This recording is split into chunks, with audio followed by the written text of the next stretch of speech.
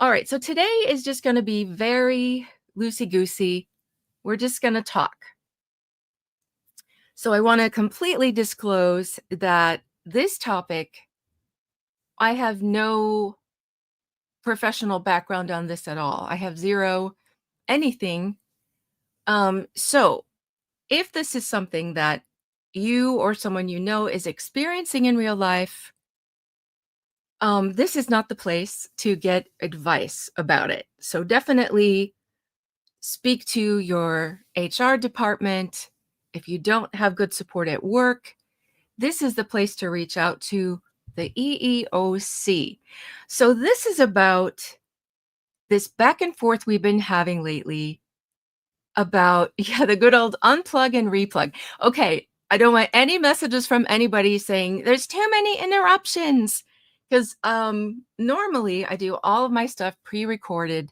It's set up like documentary style or podcast style, and there's no interruptions because I don't, usually stop and read the messages.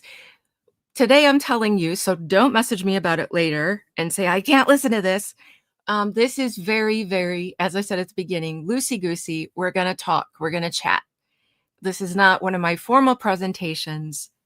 This is just like, I was getting one ready. I have one that's sort of done. It's called Nothing Scares a Liar More Than the Truth. And it's all about all of these letters back and forth about this investigation that Wayfarer is doing now. So in the course of it, of course, my mind drifts a million places. So I ended up with two more live streams that I want to do out of it. This one, and then another one that I hopefully will do today, if not tomorrow. But so in these letters, they keep referring to these EEOC guidelines.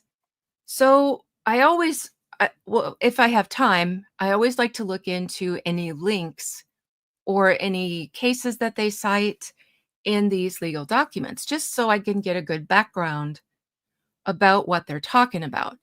And since this is something that I know little to none about, this is where I went. So they link to just like specific links in this, but if you look at the whole website, it has absolutely everything.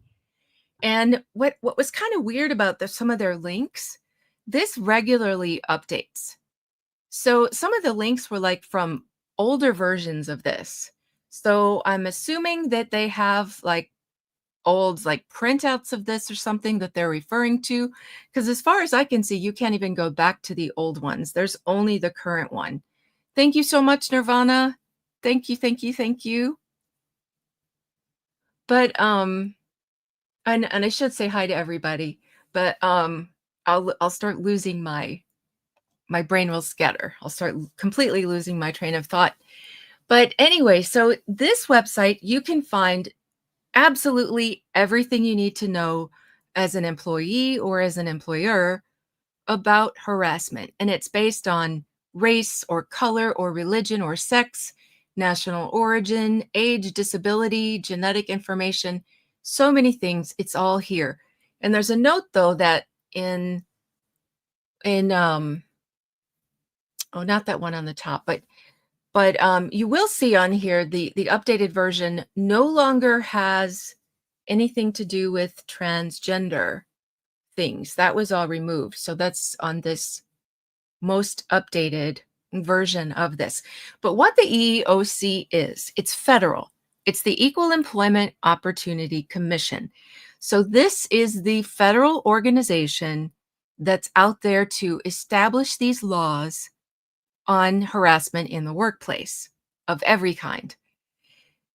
So if you remember when Blake filed the CRD complaint in California, there was a little notation on it that said that this is not good for filing a federal complaint or a federal lawsuit. Sorry, said it wrong. And if she did in fact want to file a federal lawsuit, that she would have to go here first, the EEOC, and file a complaint there. And then once she filed that, then she could file a federal lawsuit, which is what she ultimately filed. Now, I talked about this before because there were some standards about it, about how long you had, like a statute of limitations sort of thing, to file a claim after the situation happened. So we talked a little bit about that, but like I said, this stuff, I have no background in this, and I'm telling you again, I'm not an authority to speak on any of this. This is just a conversation that we're having today. So, as I said, this is all federal, which is what our lawsuit is.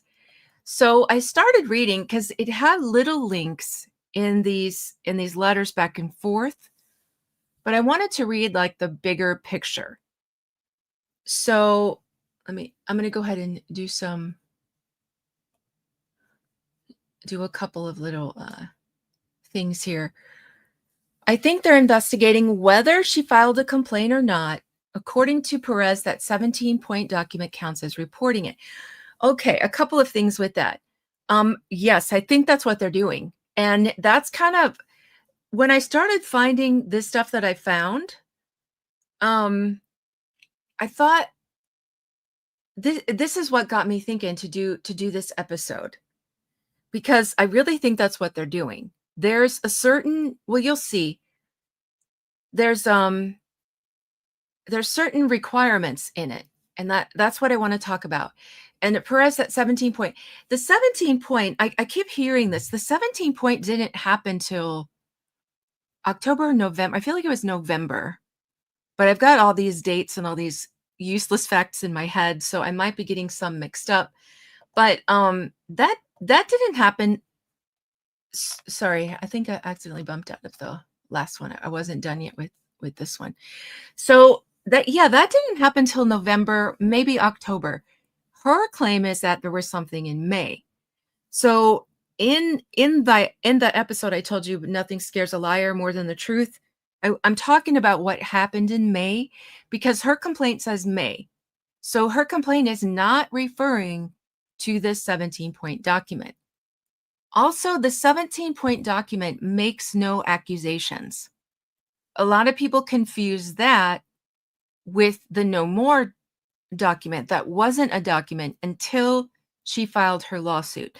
So if you remember, I think when they were doing the return to production, that's when the 17-point thing was issued and Jamie Heath signed it. But in that meeting, she orally went through these No More things. It wasn't presented as a document and nobody signed it. So the 17-point is just like, this is what it has to be when I go to work. It didn't make any accusations. It just said, this is what should be in the workplace. So that's a stretch to say that it would count as a report. But again, that's for this particular team to sort out. So let me see, are they investigating whether there was sexual harassment, or are they investigating whether Blake filed a complaint that they didn't know about to see if they were supposed to investigate and or liable? We don't have a whole lot of information about this investigation, but it does seem to be both.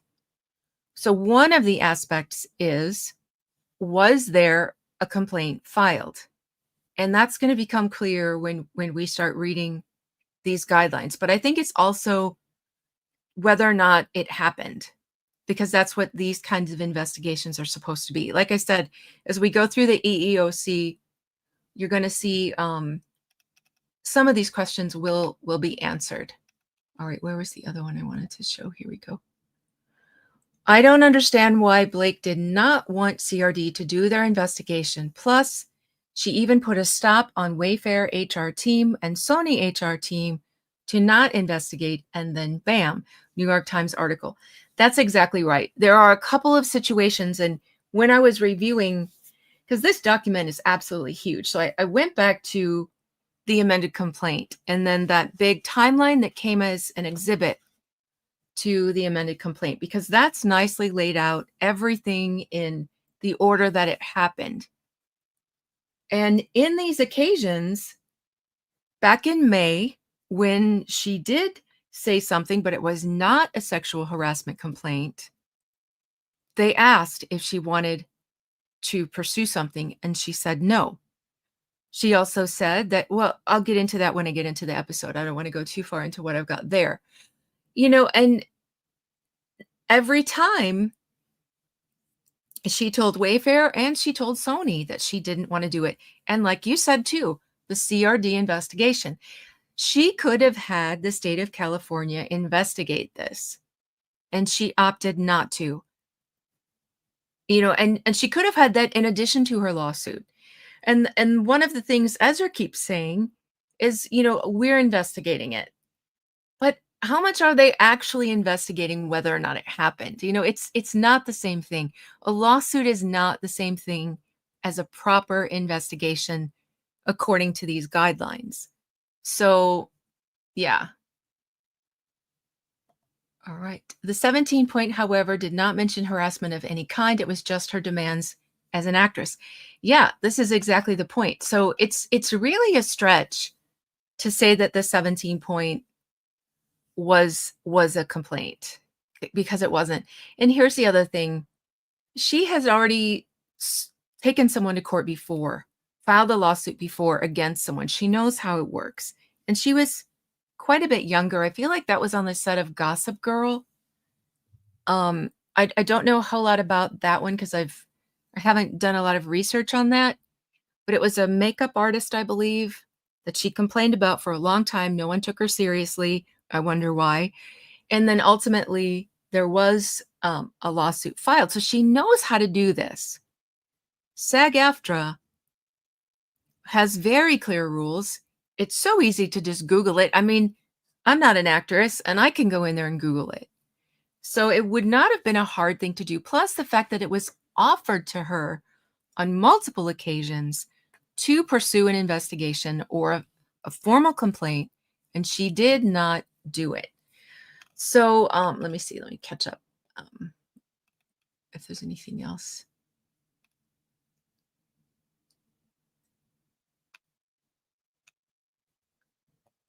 Yeah, I agree. I can't watch him. I don't know what it is.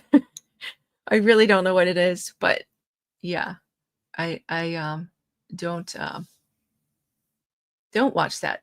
So yeah, she's had Katie Joy from Without a Crystal Ball. She's had a lot of good information about these inside sources and stuff. I don't like to report on anything myself without it being like on paper, but I do enjoy the little inside stories from these kinds of things, and always hope that they're real. So it says, I know someone's text or commented before that sometimes they're just listening, so they want me to read out the comments.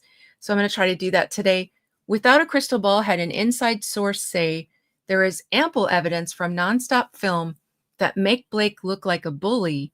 Most of the set messing things up, taking control and wasting time. I truly believe that, because I think from the moment that they realized there was problems with her, they were smart. They kept that camera rolling, and Justin kept mic'd up. Like the dance scene, for example. She didn't know he was mic'd, but he was mic'd. Like they were not going to take chances with this woman as soon as they knew she was trouble. And we know that a couple of assistant directors were fired because of her. I mean, come on, that's out of control. I remember she did make a complaint with Sony about mandatory COVID tests, so she did know how to do complaints. Exactly. That's one of the things that was a complaint in May, when she did not complain about the other stuff. So exactly. All right. Oh, hey, Artificial. Laura Trainer, Barb, a lot of new people in here. Good. Are they not legally required to do a third-party investigation now that there is a formal sexual harassment complaint? Yes, they are, and that's in these things. All right, I'm going to go ahead and start going over this information. Otherwise, I'm just going to read comments the whole way through. So let's see, how do I make this one go away? Oh, Artificial, thank you for being a new member. Thank you very much. I missed some stuff. All right, so let's get into this, because as we get into this, you'll see that it's going to answer a lot of these questions. Okay, so this is under the subheading of notice. So the first element that triggers an employer's duty to take reasonable corrective action in response to harassment is having notice of the harassment. So this is important. This is like what really piqued my curiosity and got me digging in. So notice that wording. Now, again, I don't have experience in this field, so I'm not giving legal advice about this. We're just talking. But this caught my eye, having notice of the harassment. So what does that mean? What equals notice in terms of this? So an employer has actual notice, and that stood out to me, actual notice, because there can be just something someone thinks is notice, but this is talking about what constitutes actual notice. If an individual responsible for reporting or taking corrective action with respect to the harassment is aware of it. Okay, do you see? These are some qualifiers here. And I had a highlighter. I had this highlighted, but they just disappeared. I don't know where they went. So let me try to load the actual PPT, and maybe that will bring back my highlighting instead of just a PDF version, because the highlighting helps me remember what I wanted to focus on. So, okay, the qualifiers in here: an individual responsible for reporting. So this lets us know reporting something, giving actual notice, involves reporting it to the person who's responsible for reporting this. So just because you say something to anybody doesn't mean you've given actual notice, is what I'm gathering from this. And if there's anybody who is like from HR or deals with this, an attorney who deals with this, if you have something to add, please let me know. Because I would love your take on that. All right, let me see if this. No, my highlights are all gone. Sorry. Okay, I don't know what happened to them. So the person who is responsible for taking action with respect to harassment is who is supposed to receive an actual notice. Okay, I see. That's absolutely correct. Are you talking about this? Yeah, I'm scanning to see if there's, and you guys, if somebody's on here and says that they are like an HR person or an attorney that deals with this, and I missed their comment, let me know, because I would love to see their take on it, their professional take on it. So if harassment is observed by or reported to any individual responsible for reporting harassment to management or taking corrective action, then the employer has actual notice of the harassment. So do you see those qualifiers? Do you see what I'm talking about? It has to go a certain way to be considered actual notice. For example, an employer has actual notice of harassment if an employee with a general duty to respond to harassment under the employer's anti-harassment policy, such as the EEO director, a manager, or supervisor, this is important too, who does not directly supervise either the harasser or the target of harassment, but who does have a duty to report harassment, is aware of the harassment. A lot of qualifiers here.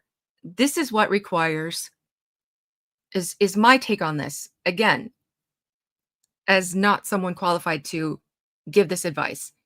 My take on this: It's actual notice. But see the qualifiers: a supervisor who does not directly supervise either the harasser or the target. Justin and Jamie are the people that she's now accused in her complaint. So there is no complaint that's been found so far that actually says these things happened. But it's not actual notice unless it follows this, is what I'm gathering. He was her director. That's a direct supervisor. So you don't report this to someone who is your direct supervisor, either of her or of Justin. So this was supposed to have gone to an HR department. This was supposed to have gone to the people who actually take care of this. So I feel like there's an issue here in actual notice.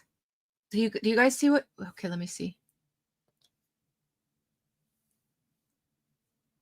I was in management at a large corporation for many years. If you have the title of supervisor or manager or work for HR, then you represent the corporation if someone complains to you.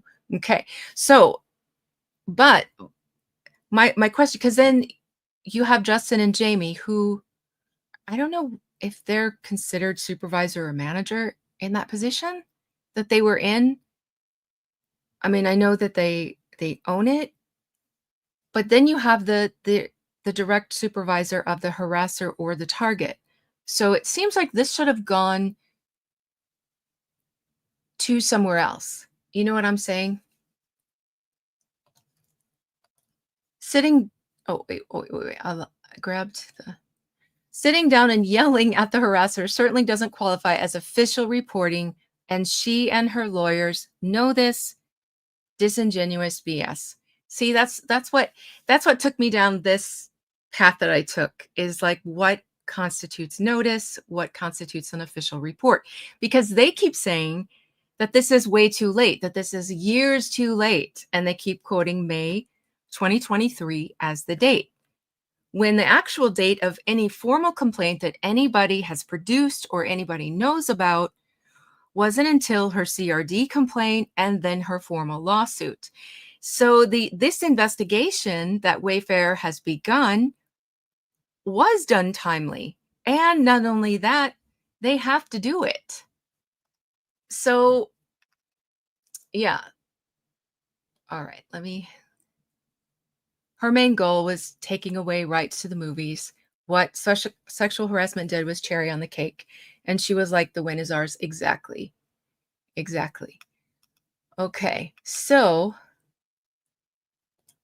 Daily Dose of Donna says that usually when an actor is even a little uncomfortable on a set, they just have to ask SAG-AFTRA, who sends them like a guardian angel to make sure nothing happens. Exactly. That's what I said. I mean, when you go to the SAG-AFTRA website, there is a mountain of information about how to deal with this. It's not hard to find. One phone call to them would have handled everything. And the thing is, when I was going through this timeline, a couple of days before, they had, yes, not a couple of days before, but on May the 5th, they had a Zoom meeting called Respect in the Workplace, where they went over a bunch of this stuff.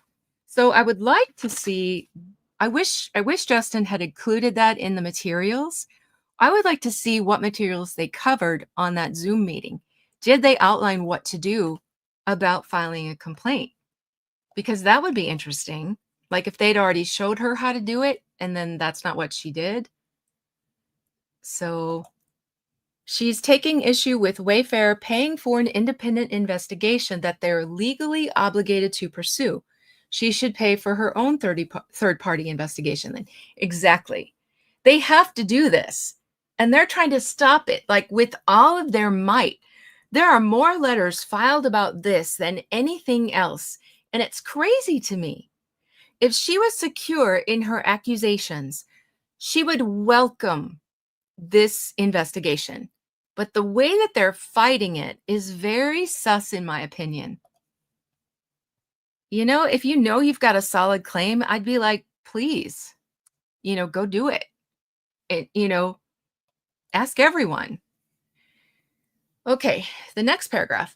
The employer's duty to take corrective action is triggered if the notice it has received is sufficient to make a reasonable employer aware of the possibility that an individual is being subjected to harassment on a protected basis. While no magic words are required to initiate a harassment complaint, the complaint or other vehicle for notice must identify potentially harassing conduct in some way. So again, it must identify potentially harassing conduct in some way. These things she discussed in May, like someone mentioned, had more to do with COVID. And there was the accusation about Jamie looking at her while she was breastfeeding. And it's so funny that only Jamie got this accusation put against him. And she said, you looked at me while I was breastfeeding. And he's like, I don't think that I did, but if I did, it wasn't intentional and I didn't mean to. And she responded, I know you weren't trying to cop a look. So if you take that and the fact that they asked her, did she want to file a complaint? And she said no.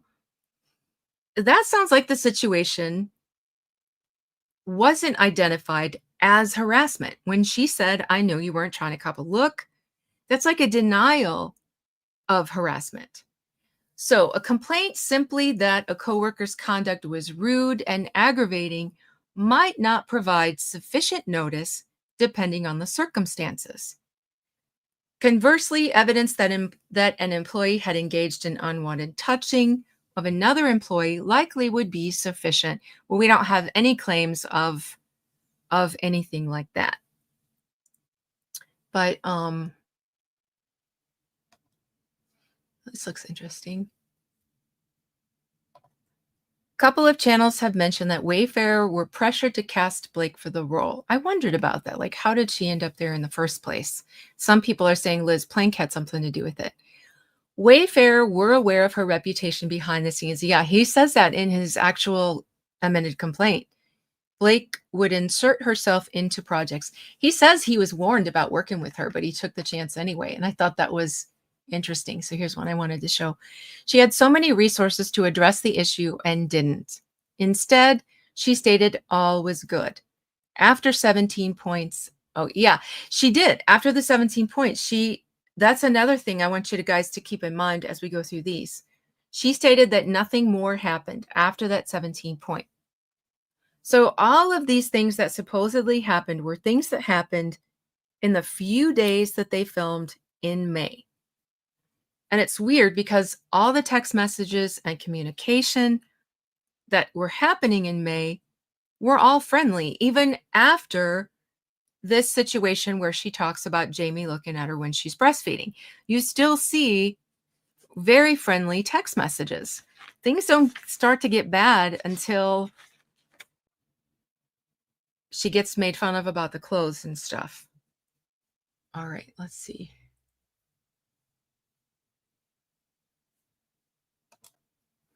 What are other vehicles for notice? Would the Sunny emails constitute vehicles for notice? If so, she sent them to the wrong party, knows it, and is using this again to cover her false statement.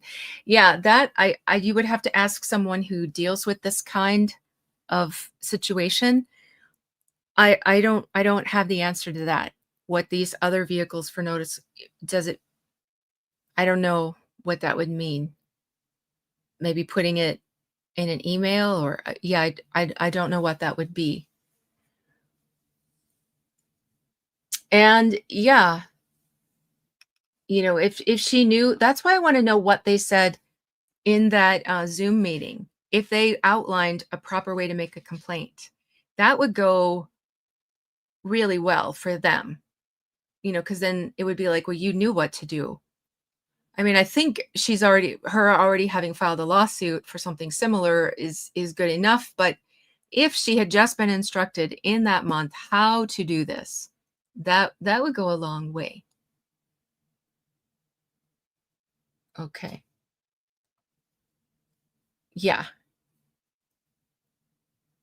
Why didn't they direct her to SAG? Nothing is adding up here. This is correct. Even after, like, when she filed the complaint, why didn't they say, we need SAG-AFTRA to look into this? Why have they not themselves done any sort of complaint or investigation at all? She said all goodwill is gone when it had something to do with that PGA credit. That's exactly it. And that statement, and she had to relay, because at that point she wasn't speaking to them anymore. And so this was relayed through someone. So this is documented. When they wouldn't send when they didn't want to send the letter for her to get her PGA credit, that's when she said, all goodwill between us is gone. And then ultimately they did put the letter, but they were smart. They filed a letter with their attorneys saying that they were doing this under duress. They didn't want to do it, but they felt like they had to.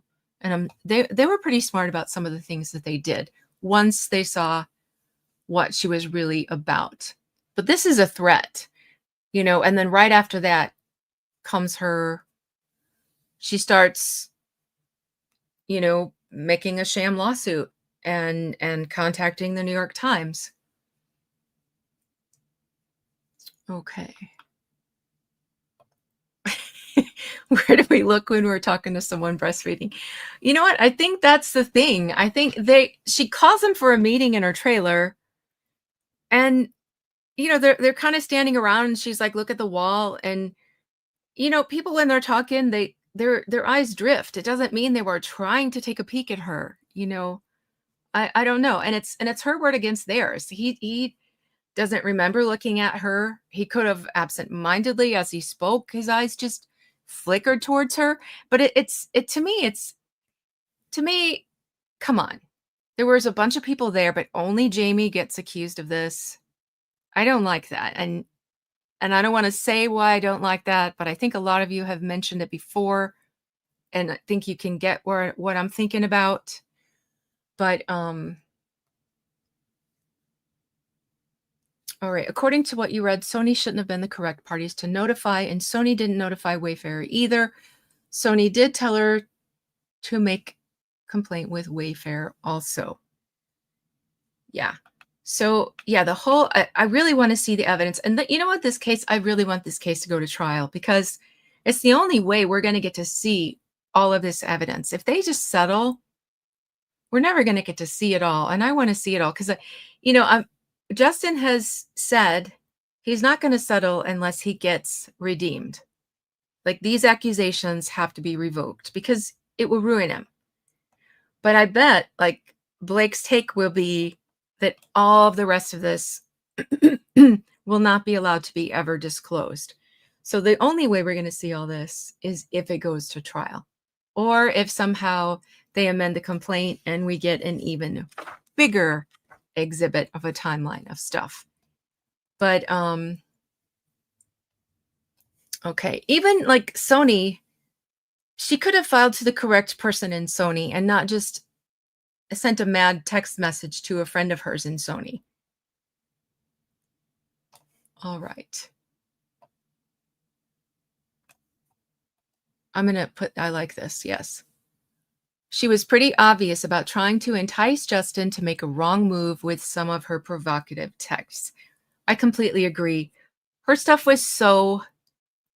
Can you imagine sending some of those texts that she sent to your boss? Her texts were improper, and his response to her improper texts was he never reciprocated it.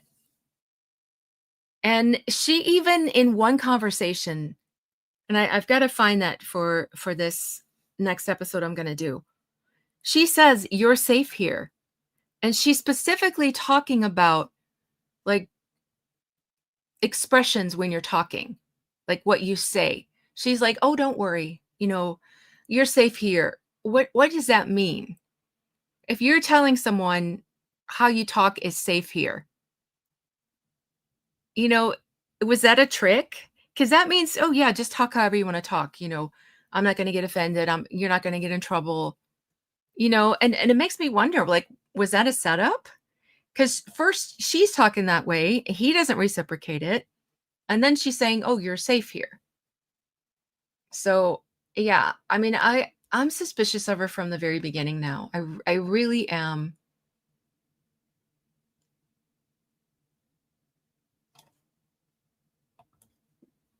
I did not hear that. I would love to see that, like, on paper, like I said, because I would believe it. The girl that played the younger character, so Isabella, was texting and talking about how she saw Blake was flirting with Justin and wanted to start an affair with Justin. That's interesting.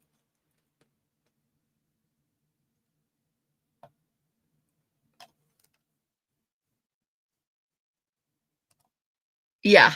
It's unreasonable to invite people to come in while you're breastfeeding and then freak out about the possibility of someone looking at you. If you don't want them to see that, reschedule. Exactly. Exactly. Because, you know, either cover up, but even at that, babies grab blankets and pull them down and next thing and let go. And next thing you know, you're like that. So if that bothers you, don't invite people in. It doesn't take that long to feed a baby or to pump. Just wait till it's done. It's not that big of a deal.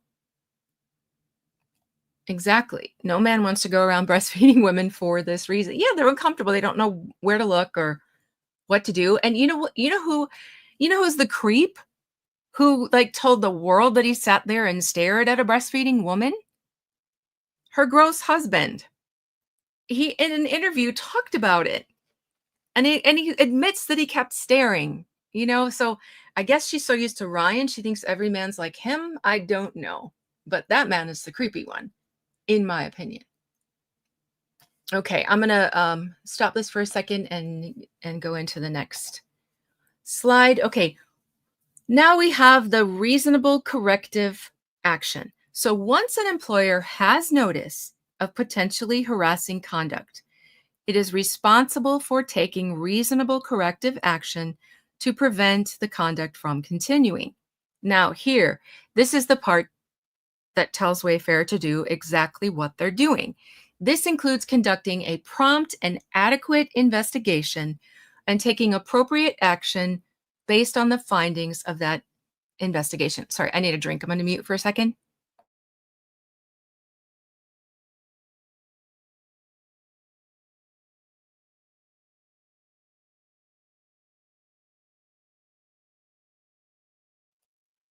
So, right here from the federal government is the requirement for this investigation. They have to do this. So, and Blake coming along and saying, don't do this, she can't overrule what the government has said they have to do. And surely, if they didn't do this, they would be accused of not doing it. So it's kind of like they have no way to win.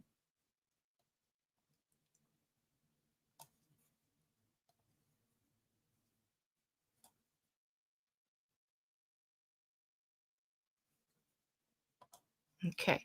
So she doesn't want a third party investigation because there is really no legal basis for her claims. This all goes back to the fact that she thought filing the CRD and the New York Times article was all she needed to do. And I think that's all she thought. I think that's all she actually wanted to do. I mean, a lot of us have that opinion that she never thought that she got so used to pushing Justin around. I don't think she ever imagined that he was going to actually fight her back, especially not to the degree that he's fighting. And I think she thought this all happened and people were having so much to say about her and she was embarrassed by it. She couldn't accept that it was real, that it was legitimate criticism of her. And she thought she could stop it by pulling this. That's what I think happened. I don't think she ever really wanted to pursue this lawsuit this way or thought if she did, he was just going to settle and she would never have to prove anything or go to court or go as far as she's had to go in this lawsuit. But I know it's a lot of other people's opinion as well, not just mine. So I have to watch, but that's incorrect. I don't know what July Baby said. SAG would have investigated her claims. They would have shut down production for 180 days. It's not only in their website, but actors have confirmed it. Yeah, they don't play around. Like I said, there's a mountain of stuff that they provide to help people. They take this very, very seriously. So, and a lot of it's like newer since the Weinstein episode. Like they try really, really hard. I mean, just one word to them would have started something huge. But that's not the path she took because it's obviously not the path that she wanted to take. We deserve to see the depths of her evil. Maybe Isabel Ferreira can play Blake in the movie. There's also something about in my next one about Isabella that I found interesting. So I really want to get that next one done. But I did have to do some catch up on my Murdoch stories. Though I got really behind on those. And I don't know if any of you follow that or know much about the Murdoch case, but that's a big one. And there's lots of stuff still going on with that. Okay, she was coming on to Justin. She likes to make sure her co-star is attracted to her to get into character. You know, some of the texts really seem that way. Like, why do you describe yourself as flirty and yummy? And it was very personalized. I don't understand people who defend Blake. I really don't, because just looking at those texts where she says, I mean, how do you say it's not personal when she says, if you knew me longer in person? Like, what's more personal than that? If you knew me longer in person, you would know how flirty and yummy this would play out. And did she talk about ball busting in that one too? And then she said, never, never with teeth. Can you imagine sending your boss this kind of text message when you're that new on the job? Like, she didn't know Justin before this movie. They weren't friends. They met when she got hired. They'd worked together for a very short period of time. And she makes a comment like that. It's not a normal comment to make. Let's say that. Are you planning to cover both Wayfair and Lively's responses filed regarding this motion? They're calling for. I saw that. I've got that printed. I haven't read it yet. But yeah, I've got the whole back and forth in the order that it went. There's only one letter that I haven't found. I don't think it's been put in any filings. And see, this is another good example. These letters started on February 14th. And she had actually been contacted in January.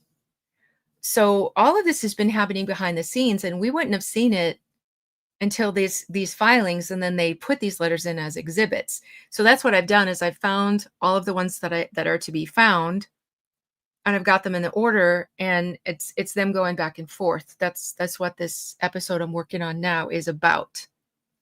And I saw, yeah, there's new ones. They are, like I said, there's more filings on this than any other topic. This is huge to them. And it's so weird that it's all about trying to stop it. And the other side saying, we don't have to listen to you. We're doing this. And then they come back with more. And then today they're like, oh, you're a liar. It's crazy. Yes, that's what we're talking about. Have you seen the latest accusation from Lively's lawyers that Brian Friedman is lying and he is in receipt of reports from the third? Yes. So I need to look into that. And because I scanned it real quick. I looked at it real quick on my phone and then I printed it, but I haven't taken it out and actually read it yet to see, because I see there's like a little chart and everything. So I want to study that chart and see if what they're saying is correct or not.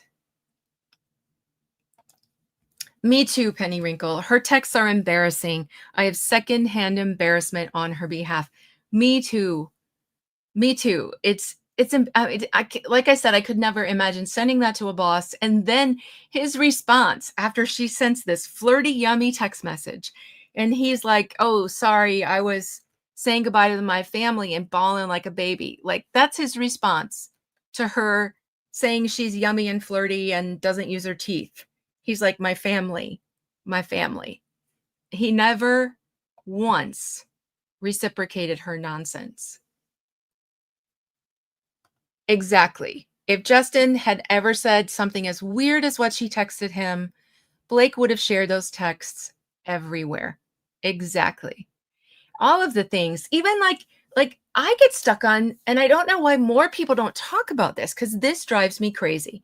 When they were on the book tour and she takes Brandon and turns him around to show his butt to the group, to get the group howling and hollering about his butt. That's sexual harassment. She was touching him. She was showing a part of his body to get the crowd to discuss his body.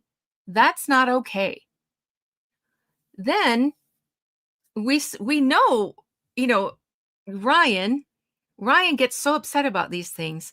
He did that whole weird promotion that's supposed to be a promotion of the movie. That's them all attacking Brandon that day. Him, his mom, and Hugh Jackman. You know that weird promotion. I've shown it several times. But if you look, what sets Ryan off when he first starts talking to Brandon is he's actually printed out an 8x10 glossy and put it on foam board. And it's the picture of when Blake turned Brandon around to show his butt. Did you guys notice that? That's what sets him off and starts him and his mother and Hugh attacking Brandon. And it's his wife's action. Brandon didn't do it, but it bothered Ryan so much he actually went out and got this picture made of it. Okay, so they take this picture, and then he starts talking about Brandon's butt, asking him about his workout, asking him if he has pumpkins in there. Like their stuff is so gross, the things that they do. And there is nothing, obviously nothing of Justin, because like you said, it would be everywhere. They've got an ex-CIA guy investigating. And the worst thing they could find on Justin was someone saying he was toxically positive. If there was anything out there to be found bad about Justin, they would have found it by now, and we would have seen it a million times. But there's been nothing. Thank you so much. She never did anything through proper channels because it was all fear tactics. She's manipulative, bruised ego, and not used to being told no. Exactly. And if you look into each occasion that she talks about, sorry, let me drink again real quick. Hold on.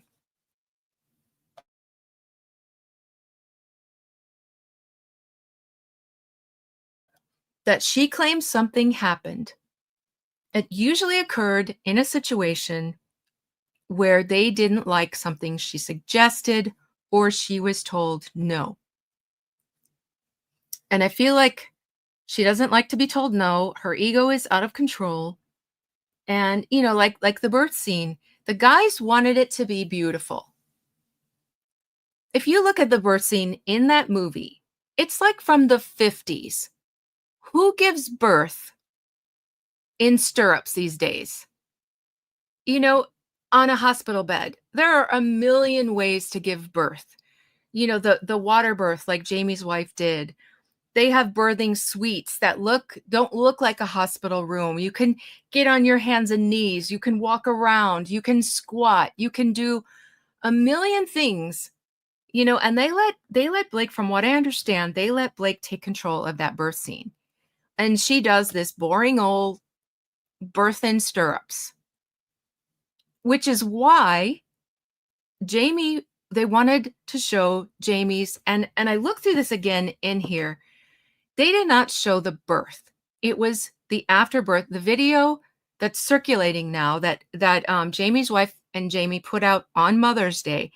I'm so glad they took back that video, like said, hey, this is what this is, and posted it on Mother's Day. I hope you guys all got to see it. If you follow them on Instagram, it's on their Instagram accounts, both of them. But that video, they show the video. It's after the baby was actually born. They're both in the tub. She's holding the baby, he's holding her. They have a blanket over them. You see nothing. There is no nudity, not even the baby's nude. It's covered in a towel, she's covered in a towel, and they're underwater. So Blake saying she saw legs splayed out of a naked woman, she's lying because she was in a tub. It's impossible that she saw what she claims she saw.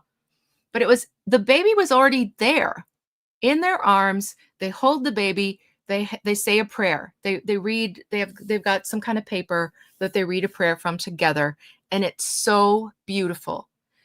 There used to be years ago on TLC a show that was about births, and it was about making them better than what they've traditionally been before that. And I think them showing her this was like trying to get her to be more creative with the actual birth scene. These men are very involved in being fathers. They're very involved in being husbands. They wanted to portray something beautiful that's more reflective of how they go through life. And they probably were devastated that she just had this boring old birth scene. They wanted to do something beautiful. So that's why they're showing her that, and that's completely within the creative process. People who get so confused about this, oh, it's so improper to show, your wife giving birth at work. Yeah, if you work in an office, or if you work at the Dollar General, or if you work, at the dentist office, if, any of these situations, yeah, that's true. But when you're actually creating a scene in a movie, you look at these kinds of things. You have to research and you share them. And since she was part of the creative process, she was taking control of the scene. It was only right that they showed this to her. Hey, how about something like this? Look at this. This is beautiful.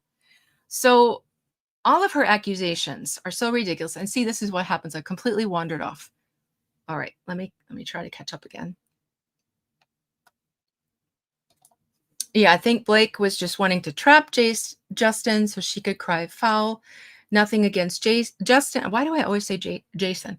Justin, but Blake is all about what she can get for herself. Yes, and I think there were so many situations that triggered that. I did an episode a while back about her career. People are like, oh, she's an A-list actress. And then you actually, you hear that so many times you start to believe it. And Ryan too. But then you actually go through their career and you find out most of their movies, and she hasn't even made that many. Most of their movies were duds. Now, Ryan is a prolific actor, but that's different than successful. He's been in a million things. But a lot of those things actually lost money, or his part was really limited. So he's very recognizable and he's very prolific. He's everywhere. But to say he's successful is not actually true until you get to Deadpool.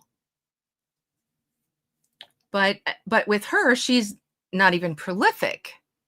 And so I think she got back to making movies, her first one in a long time. And I think she wanted to be where her husband is and where her friends are, success, wise. And she never earned it, but she wanted to take it.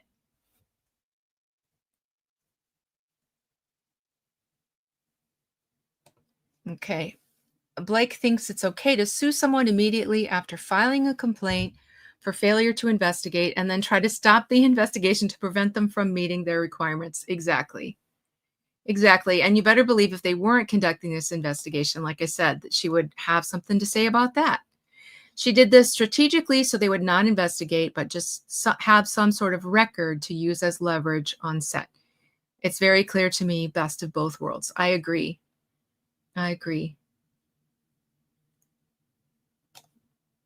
This is the point, Johnny. She has complained they hadn't investigated a year earlier, but the complaints hadn't been made a year earlier. Exactly. We don't know of any actual complaint that was filed until her CRD. Blake posted a photo of herself pumping in her bathroom. She was fully clothed. Yeah, you can do these things discreetly.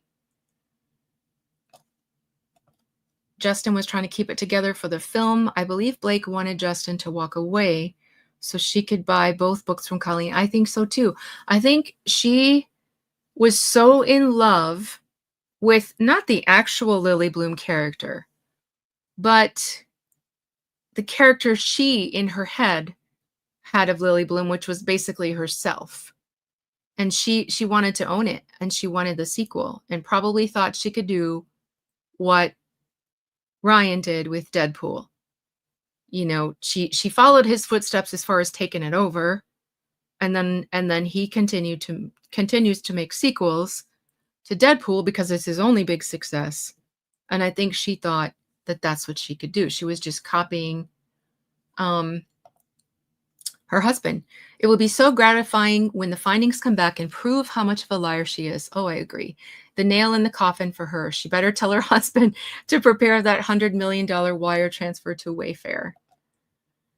Ryan is WME's biggest name. WME forced Wayfair to cast her. Then WME asked Sony to forward Wayfair their request. And then they asked Colleen to suggest Blake's name to Justin again. Is that how it happened? I figured. Okay.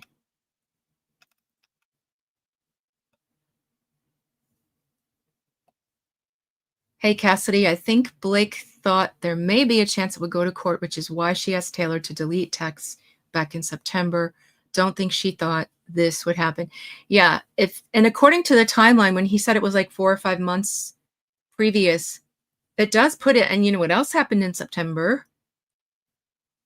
The sham lawsuit, September 27th. So she was clearing everything out, filing this sham lawsuit to get the sham subpoena to go to the New York Times. And I think New York Times, they need their discovery unstayed because we need to find out, did she get in touch with them before she filed that lawsuit? Did she try to go to them with the story and they said, you have to have an active lawsuit? And that's when she filed it. That's what I want to know. But we won't know that if he doesn't pull back that stay of discovery from the New York Times. Okay. She thought there would be so much reputational damage to Wayfair that all of their future products would drop them and Blake's production company could grab up their future projects. I think that's what she thought too. And then the joke was on her because Colleen made her own production company now. So it's not going to happen to her anyway. And, you know, they kind of, I don't know who dropped who in that situation, but Colleen, I think she was one of the first ones to clear Blake out of her Instagram. So, you know, I think that's what she thought too. But then, like I said, Colleen made hers. So Blake wouldn't have gotten it anyway. All right. Sorry I was late to join. So if you've already covered this, is there a way for Blake to argue that Wayfair should have done this January 2024? Only if she can prove that there was an official complaint filed is what I'm thinking. But like I said, this is, you know, I don't have any expertise in this area. Sorry, I got a drink again.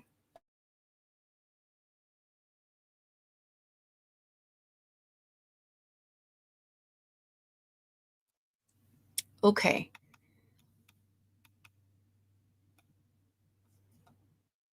Yeah, SAG was the way to do it.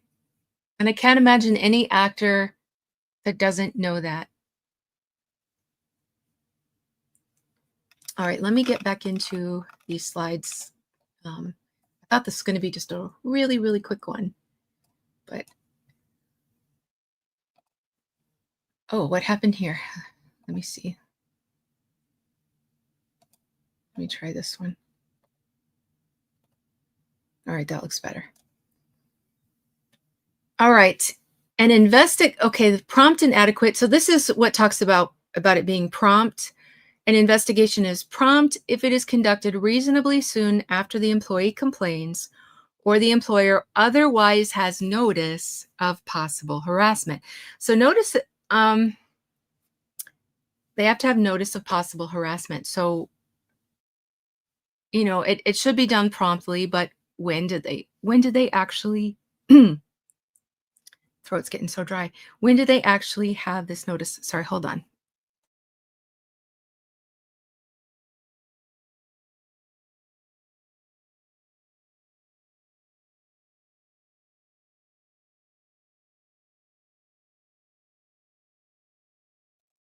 Okay.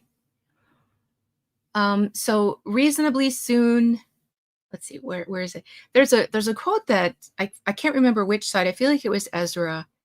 And she pointed to a really old version of these guidelines, which I thought was weird, but I think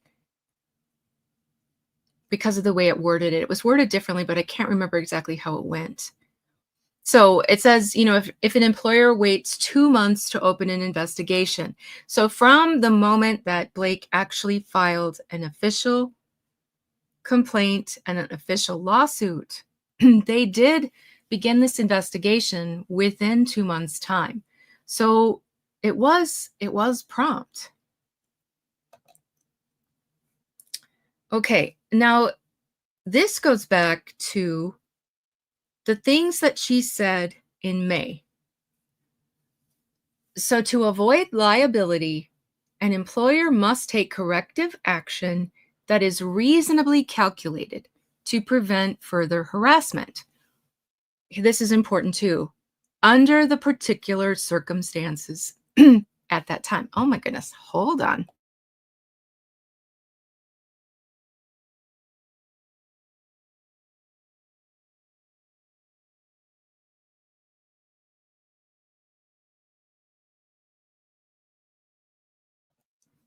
All right, sorry guys. I shouldn't have taken my allergy medicine early because it kind of dries everything out. So, under the particular circumstances at that time. So, if you go back to what wasn't an official complaint ever filed, but what she brought to their attention in May, and you take that into consideration, to me, this kind of points to that. What were the circumstances? She didn't want to file a complaint. So, how did they handle it? It's supposed to stop the harassment. So, the reasonableness of the employer's corrective action depends on the particular facts and circumstances at the time the action is taken. Considerations that will be relevant in evaluating the reasonableness of an employer's corrective accusation include the following. Yes, Johnny, this is important. There hadn't been any in the first place. And even like let's jump ahead to November and say the 17-point thing, she puts on paper that nothing happened bad after that. So, even if you believe there was harassment in the first place, action was taken and nothing further happened. But I'm completely in agreement that there wasn't any in the first place. Okay, so proportionality of the corrective action. Corrective action should be proportionate to the seriousness of the offense. So earlier it mentioned things like actually somebody touching you or somebody like in other parts of these guidelines it talks about when people ask for like sex for a favor, commenting on someone's body. So, there are different degrees of harassment. So you don't take the same action for each complaint because it depends on what they are. So as it says, if the harassment was comparatively minor and involved an individual with no prior history of similar misconduct, then counseling and an oral warning might be all that is necessary. So again, I don't want to define what this means to you, But just reading these words as they are, we can all take our own definition of what we think they're saying here. But it specifically talks about a minor complaint and an individual with no prior history of similar misconduct. These are all things that need to be taken into account. So when you compare a lawsuit like what Blake's got going on to this investigation that's being done by this third party that Wayfair had to do, the lawsuit is certainly not looking into this guideline.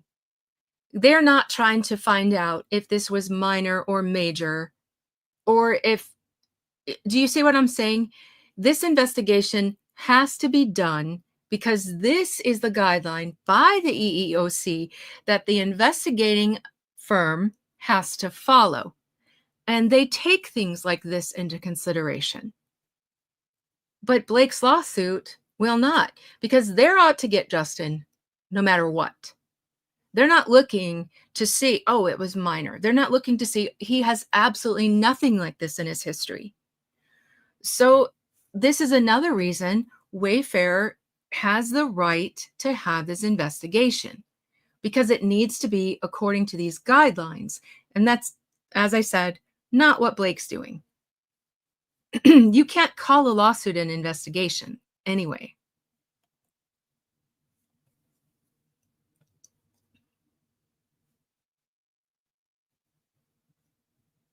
Okay, sorry, I'm trying to catch up on these. Okay, so here's another thing, whether harassment stops. After taking corrective action, an employer should monitor the situation to ensure that the harassment has stopped. Whether the harassment stopped is a key factor indicating whether the corrective action was appropriate. However, the continuation of harassment, despite an employer's corrective action, does not necessarily mean the corrective action was inadequate. Blake has said the rest of filming went without incident. So,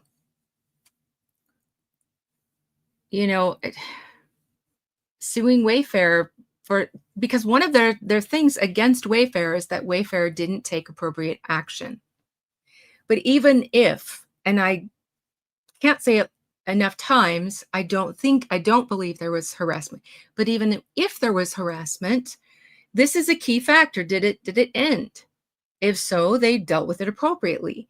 So these accusations against Wayfair, this investigation could clear those up as well, saying, but they did follow the guidelines.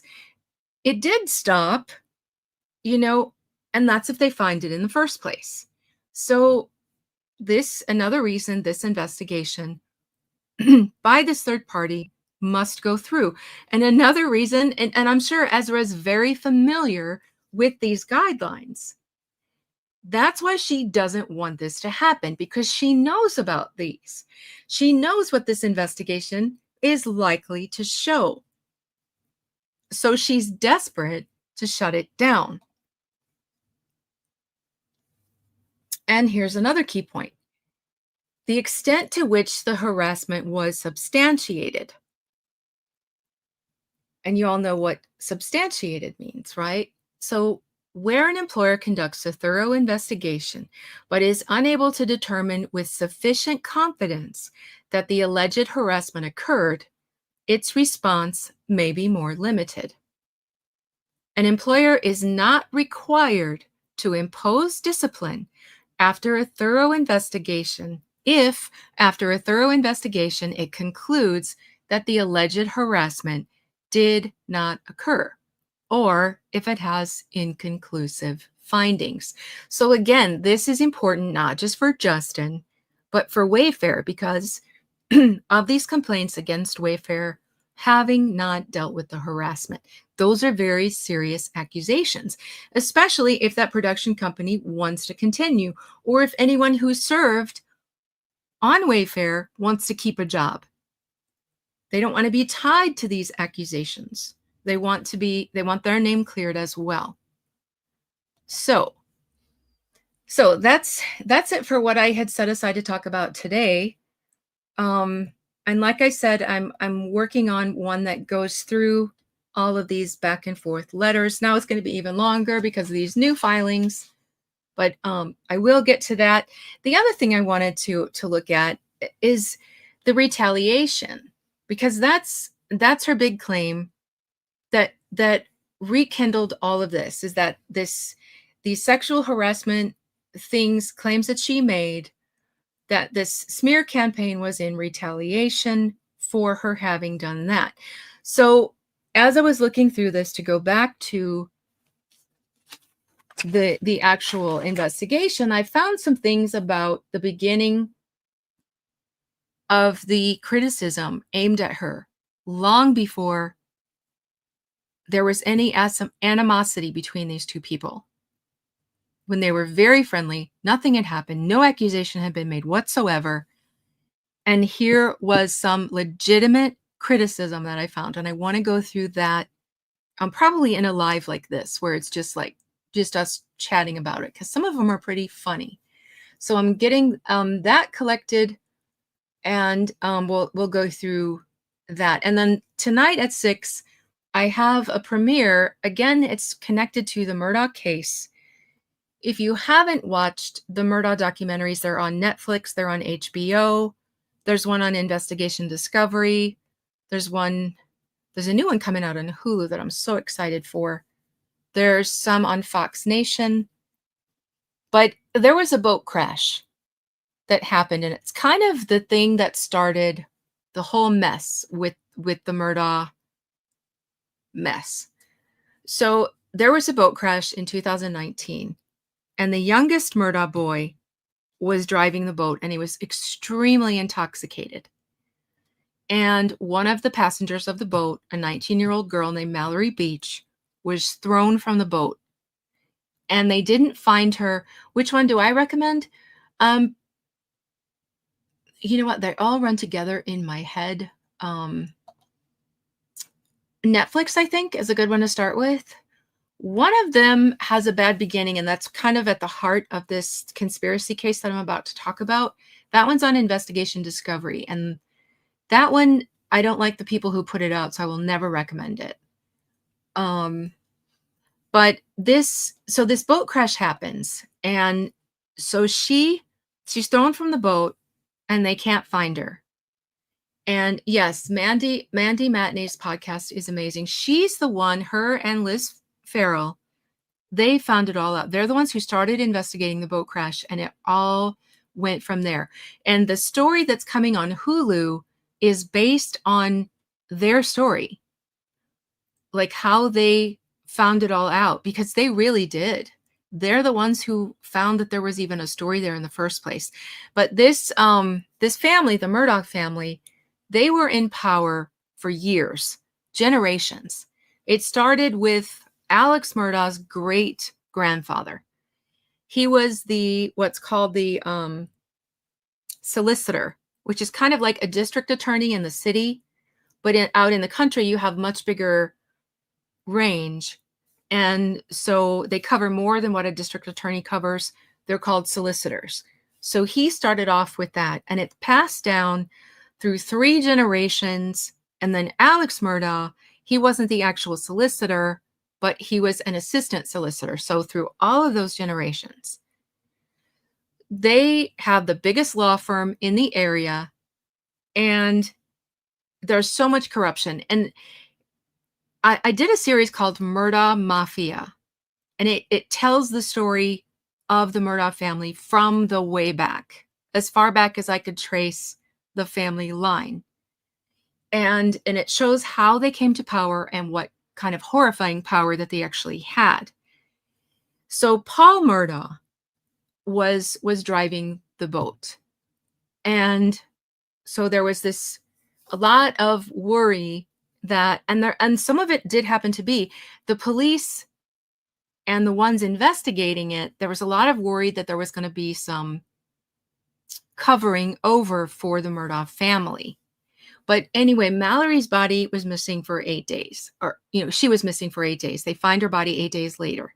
So you can imagine it's not in its best state at that point.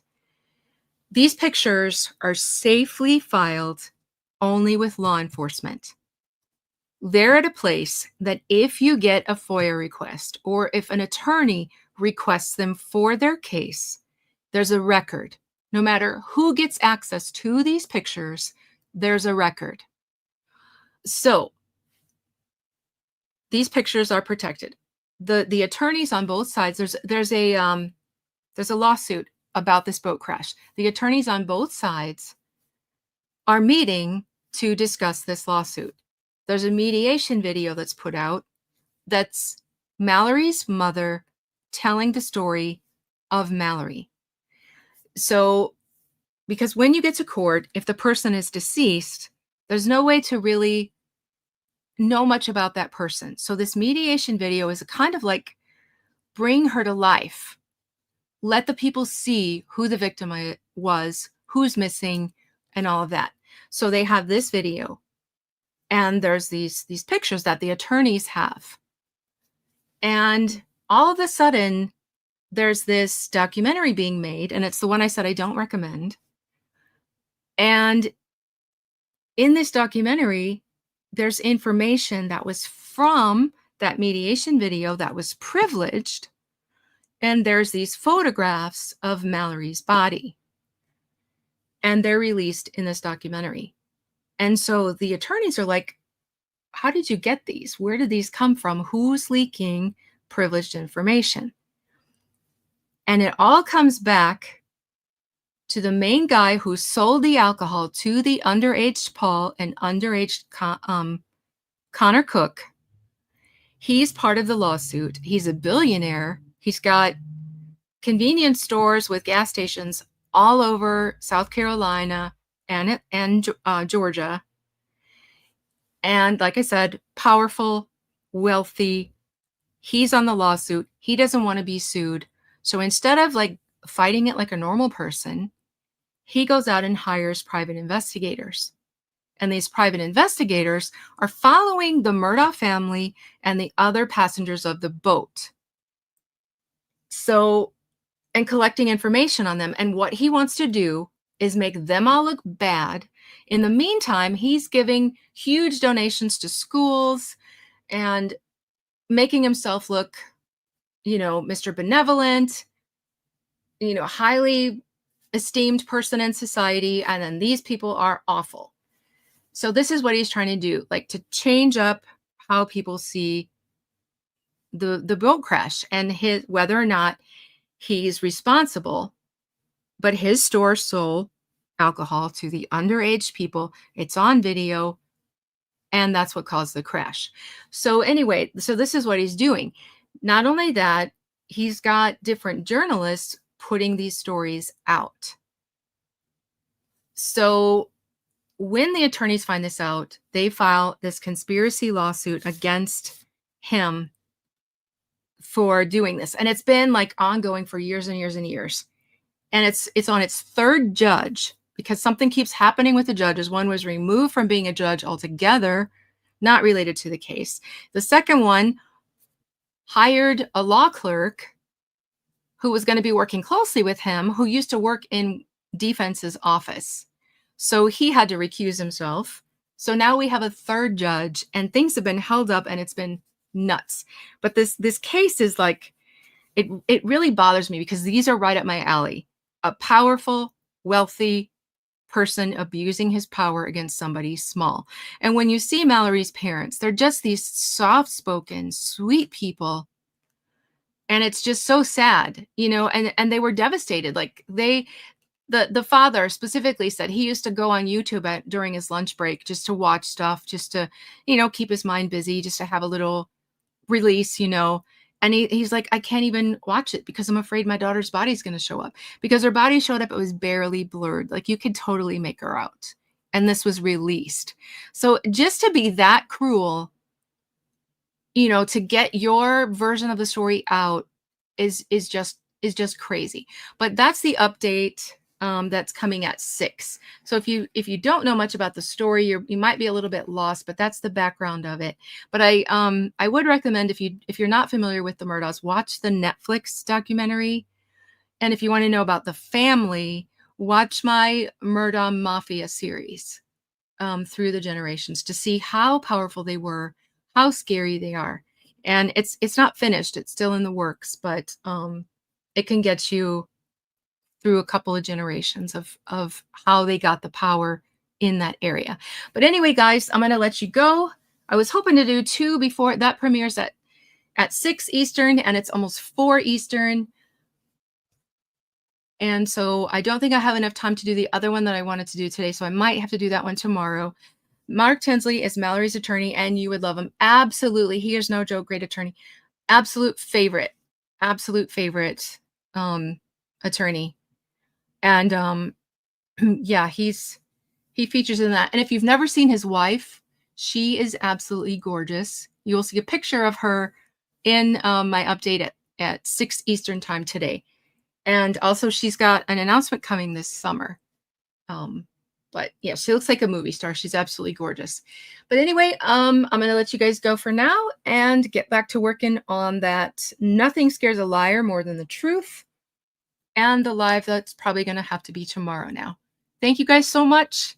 Thanks. All of the super chats, I want to show those again. I'm really bad about forgetting to do this. Nirvana, my longtime dear subscriber. Oh, 2 of them. Wow. Thank you, Nirvana. So generous. And Artificial BFF, thank you so much for becoming a member. And I'm sorry, I don't know how to say the name. Anamok? Thank you so much. And ABF 959 and LK. Wow. Thank you so much, all of you. Thank you all very much for this. All right, and I'll see you guys soon. Stay well and stay tuned.